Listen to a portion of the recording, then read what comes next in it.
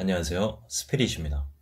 이번 영상에서는 칼로리에 대한 이야기를 해보도록 하겠습니다. 칼로리는 에너지의 측정 단위로 물 1g의 온도를 1도 높이는 데 필요한 에너지의 양이라는 정도는 익히 들어서 알고 계실 겁니다. 각종 음식에 들어있는 에너지의 양도 칼로리라는 단위로 환산할 수 있는데, 우리가 필요한 에너지량을 초과하는 칼로리를 섭취했을 때 남는 양만큼 체지방으로 축적된다고 생각하는 것은 아주 일반적입니다.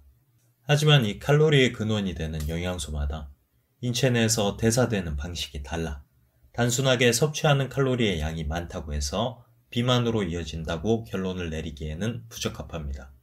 그래서 칼로리에 관심을 가지기보다 어떤 것을 먹을지가 더 중요하다는 의견들도 제시되고 있습니다.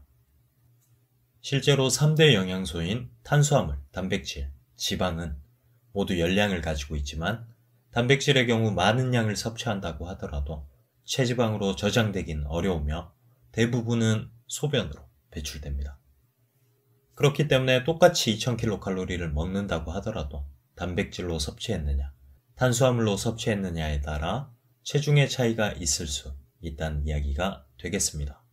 하루 필요한 에너지가 2000kcal인데 오늘 섭취한 칼로리가 2500kcal라고 해서 정확히 500kcal만큼의 소모되지 못한 에너지가 나의 지방으로 축적되었을 것이라는 단순한 계산을 할 수는 없다는 거죠.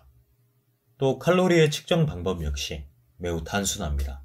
실제로 음식물의 칼로리 측정은 열량계라는 기계 내에서 수분을 제거한 해당 음식을 태워 물의 온도 변화를 측정하여 칼로리를 추산하는 방식입니다. 다양한 대사작용을 거치는 인체에 이 칼로리라는 수치를 그대로 적용해서 체중을 구할 수는 없겠죠. 그렇다면 다이어트를 하는 데 있어 칼로리를 계산하는 것은 무의미한 것일까요? 그럼에도 불구하고 칼로리는 여전히 아주 중요합니다. 단순하게 칼로리로 체중의 변화를 즉시 계산해낼 수는 없겠지만, 기간을 두고 어떤 비율로 각각의 영양소를 얼마나 섭취하느냐에 따른 체중의 변화를 관찰한다면 충분히 인체에 의미 있게 적용할 수 있는 데이터로 활용할 수 있습니다. 우리는 머리를 쓸 수 있는 인간이니까요. 내가 현재 2000kcal 정도를 탄수화물 40%, 단백질 30%, 지방 30% 정도로 먹고 있는데 체중이 그대로니까 여기서 어느 정도 조절하면 살이 빠지겠다. 이런 식으로 본인이 응용하기 나름이라는 이야기죠. 실체가 없는 막연한 목표를 실현 가능하도록 구체화시켜줄 수 있는 게 바로 칼로리입니다. 이 밖에도 칼로리는 단위로서의 용도뿐만이 아니라 양으로서도 쓸모없다는 이야기를 하는 사람도 있습니다. 애초에 비만은 먹는 양이 문제가 아니라 먹는 종류에 따른 결과이니 큰 활용 가치가 없다는 주장이죠. 요즘에 가장 대표적으로 이야기할 만한 것은 인슐린과 탄수화물에 대한 내용입니다. 지방이 오랜 세월 욕을 먹더니 이제는 탄수화물이 공공의 적이 되어서 비만의 주범으로 인식되고 있죠. 인슐린을 무슨 분비되면 비만을 만들어버리는 몸에 악영향만 끼치는 호르몬인 것처럼 말하기도 하고, 탄수화물만 줄이면 다이어트가 끝인 것처럼 생각하는 사람들도 있으며 그렇게 주장하는 전문가들도 많습니다.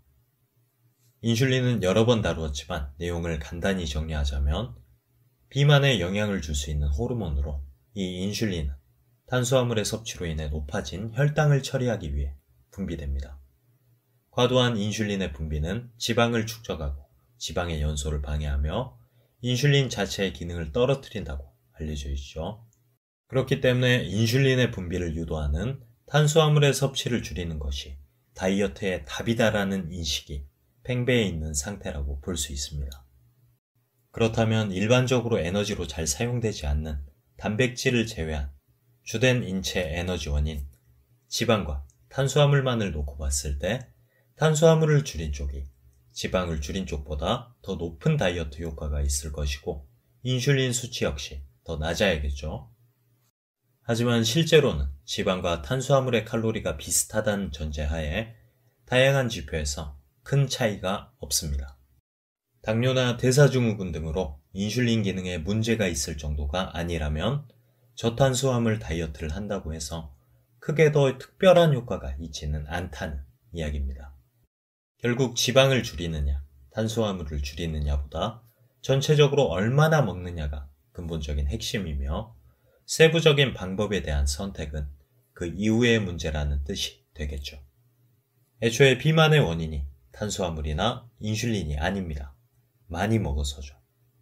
인슐린 저항성인이 하는 것들은 과식으로 인해 발생한 여러 가지 결과 중 하나일 뿐이기에 그것만을 개선한다고 해서 모든 것들이 해결되진 않습니다.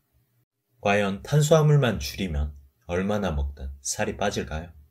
반대로 탄수화물을 먹으면 조금만 먹어도 살이 찔까요?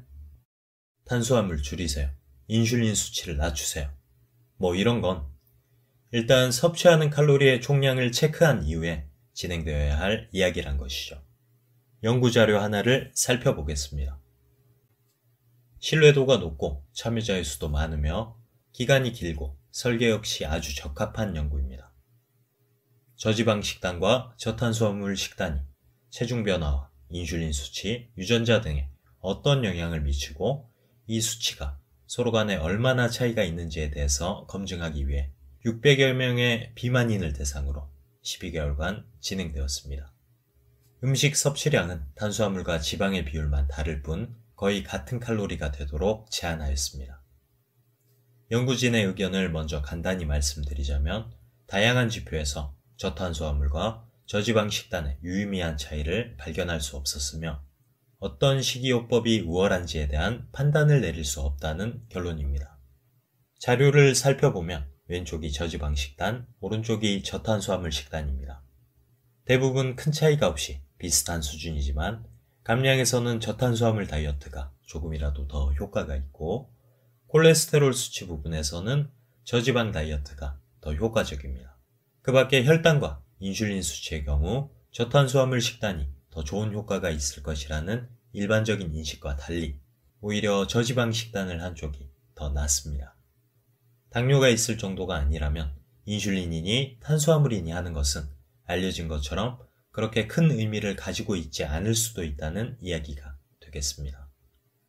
단백질을 제외한 지방과 탄수화물의 칼로리는 완전히 같다고 볼 수는 없지만 둘 중 뭘 줄이든 줄이기만 하면 비슷하게 살은 빠집니다.